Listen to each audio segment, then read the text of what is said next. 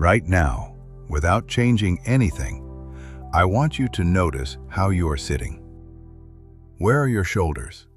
Are they rounded forward, curling toward the screen? Where is your head? Is it tilted down, chin moving toward your chest, the full weight of your skull pulling forward on your neck? Where is your lower back? Is it flat or collapsed or pushed into a curve it was never designed to hold for hours at a time? Do not fix it yet. Just notice it. Because what you are feeling right now, that position your body has quietly settled into, is not just uncomfortable.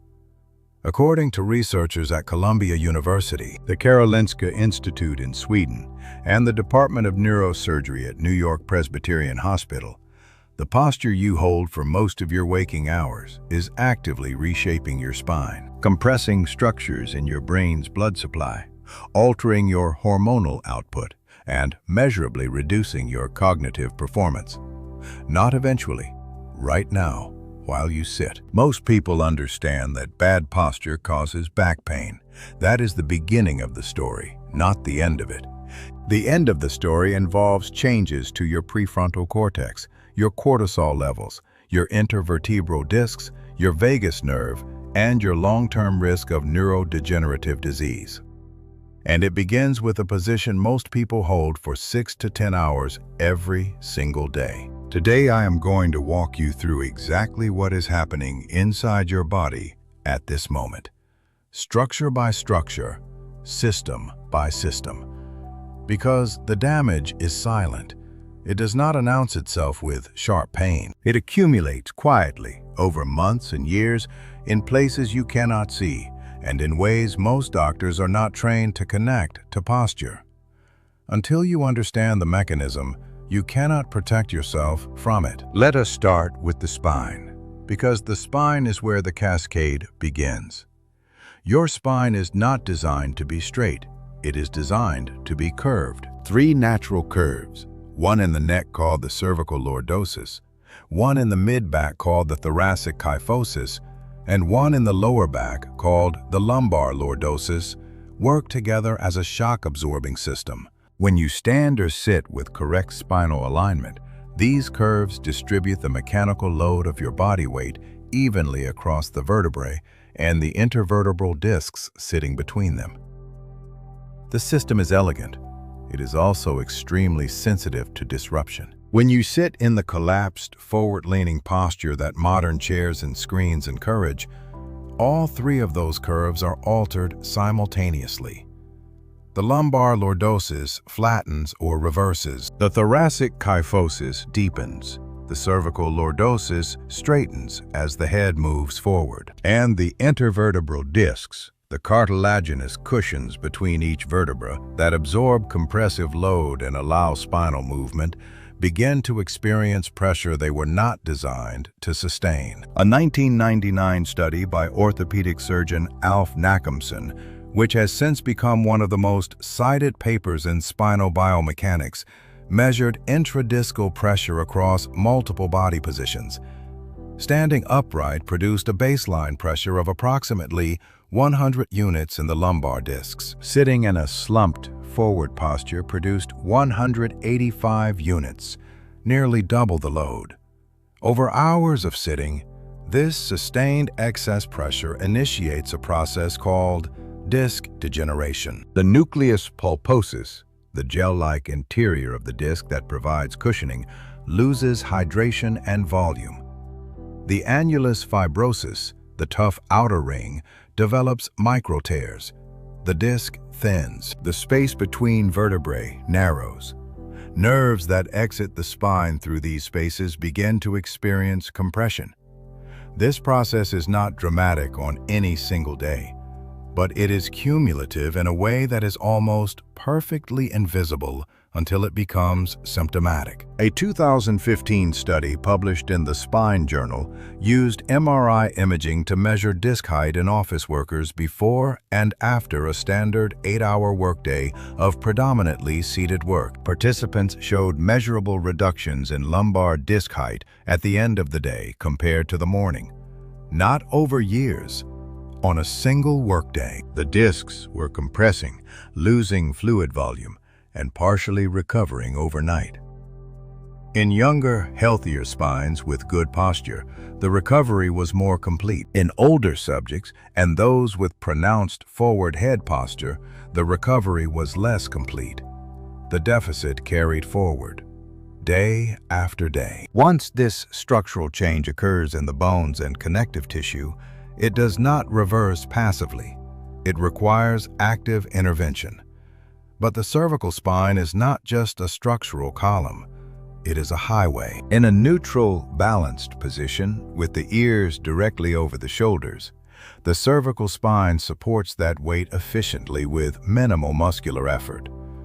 The moment the head moves forward, however, the effective load on the cervical spine increases dramatically. A 2014 study published in Surgical Technology International by spine surgeon Kenneth Hansraj calculated the effective spinal load at various degrees of head forward tilt. At 0 degrees, 10 to 12 pounds.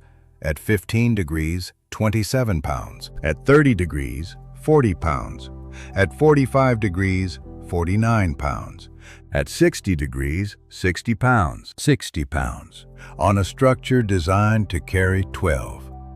Most people looking at a phone or a laptop screen hold their head at 30 to 45 degrees of forward tilt for hours at a time. The muscles and ligaments of the cervical spine are under sustained mechanical stress far beyond what they were designed to handle. Over time, this alters the cervical curve itself. The natural lordosis of the neck straightens or reverses, a condition called cervical kyphosis, or military neck. Once this structural change occurs in the bones and connective tissue, it does not reverse passively. It requires active intervention. But the cervical spine is not just a structural column.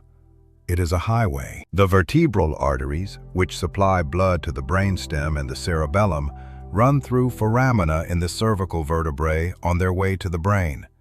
Sustained forward head posture compresses and distorts these passages. A 2019 study published in the Journal of Physical Therapy Science found measurable reductions in vertebral artery blood flow velocity in subjects with clinically significant forward head posture. Reduced blood flow to the brainstem means reduced oxygen delivery to the structures that regulate alertness, balance, and autonomic nervous system function. You are not just straining your neck. You are partially throttling your brain's blood supply.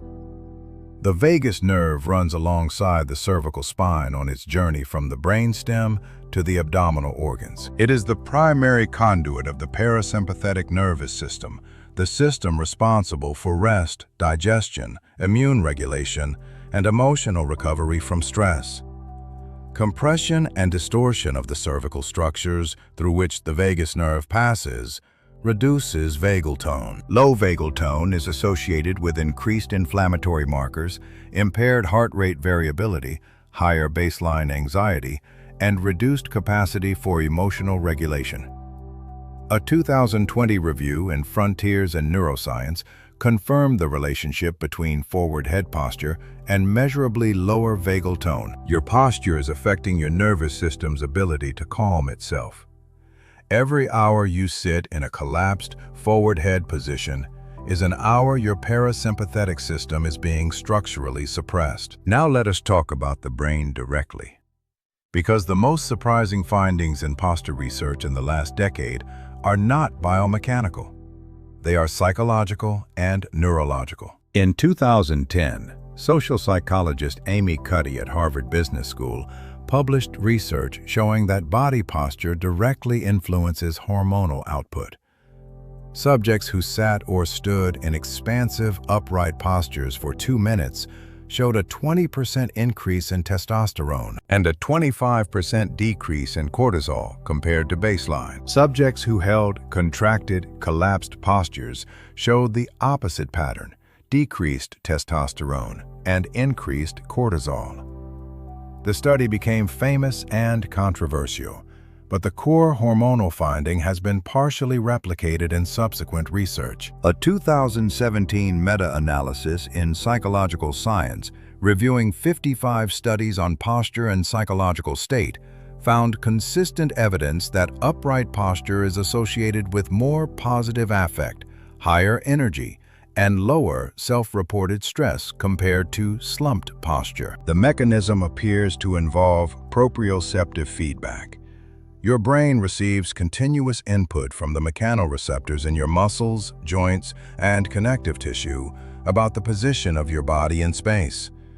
This proprioceptive signal influences not just motor control, but emotional processing. A slumped posture sends a signal to the limbic system, the emotional brain, that is associated with submission, defeat, and low status in the evolutionary hierarchy of primate social behavior. Your brain interprets the physical position as an emotional state and responds with the neurochemistry of that state. Elevated cortisol, suppressed dopamine, reduced motivational drive. A 2014 study published in Health Psychology found that subjects who sat upright during a stressful cognitive task reported higher self-esteem and more positive mood. They also produced measurably better performance on the task itself. The posture was not just influencing how they felt, it was influencing how well their brains worked. This finding extends to memory and recall.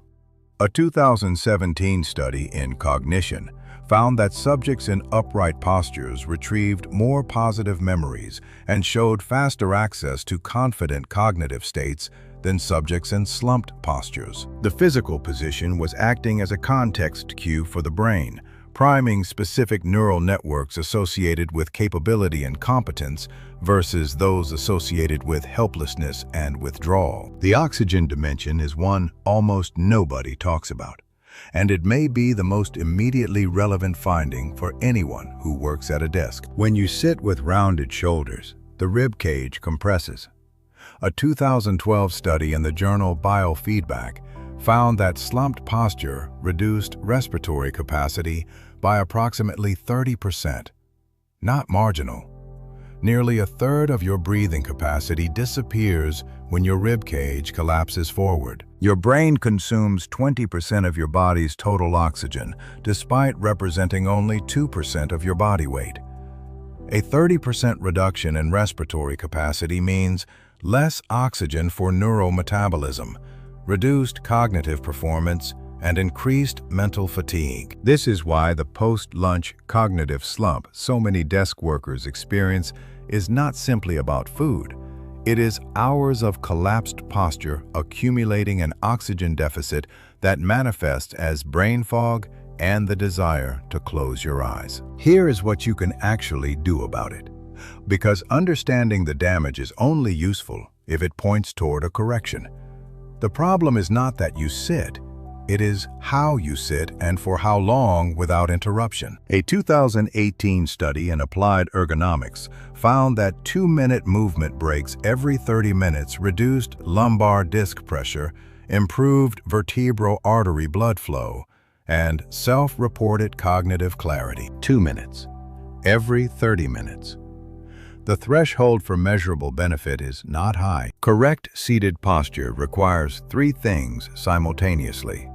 First, the lumbar curve must be supported, either by your chair's lumbar support, a lumbar roll, or by sitting at the front edge of the chair and actively maintaining the inward curve of the lower back. Second, the thoracic spine must be extended, shoulders drawn back and down, sternum lifting slightly, ribcage open for full respiratory excursion. Third, the head must be positioned with ears directly over the shoulders, achieved by a gentle chin retraction rather than a neck tilt.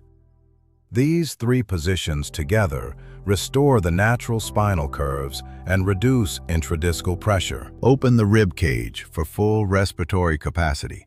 Reduce the effective load on the cervical spine from 60 pounds toward 12.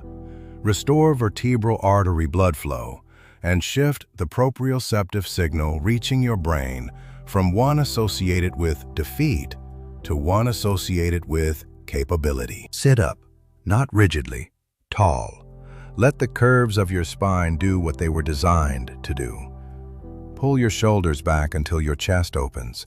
Bring your head back until your ears are over your shoulders. Take one full breath, letting the rib cage expand in all directions. Feel the difference in air volume. That is what your brain has been waiting for. Do you sit at a desk most of the day? Have you ever connected your afternoon brain fog to your posture rather than your diet or your sleep? Drop it in the comments. I read every single one. Subscribe to the channel because next week we are going into another system your body is quietly damaging through a habit so ordinary you have stopped noticing it. The signals are there, and I will see you in the next video.